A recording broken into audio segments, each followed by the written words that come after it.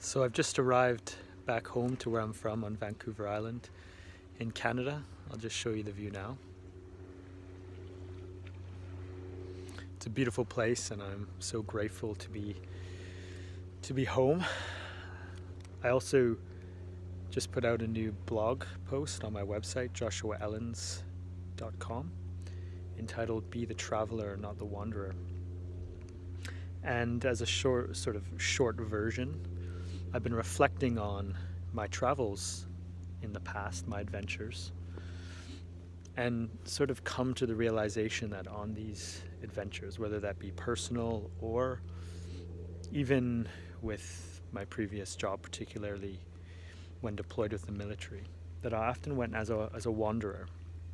And what I mean by that is physically wandering, which I love. I love sort of not having a plan sometimes and, climbing up that mountain or going down that forest path.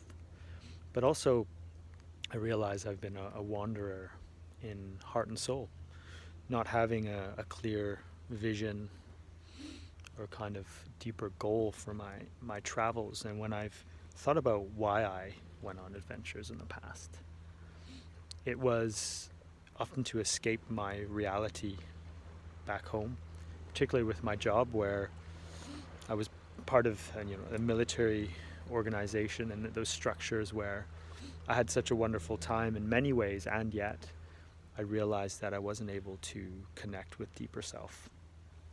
I had to sacrifice many parts of myself to belong. And so I went on these wanderings, and that's what I use as my escape. Perhaps I would invite you to consider whether you do the same in your life, that you go on excursions abroad or whatever that is, and you do that to escape your reality. Perhaps it's to have the break that you deserve or get away from it all. But with me, I realized I was escaping myself and not having a clear vision for who I was, hoping that I would find that when I was out and about,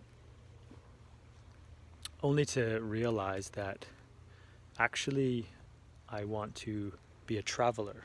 And what I mean by that is a traveler in heart and soul. I want to have a clearer vision and purpose for what I'm doing, both when I'm going on excursions and adventures, but to actually see that as a blueprint for the rest of my life.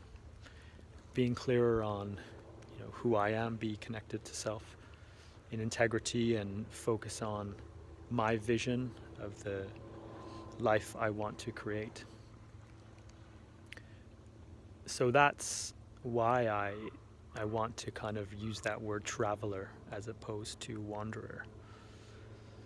To be a traveler is to still have that sense of adventure and wandering, but to be clearer on what your vision is. What is that purpose you are striving for?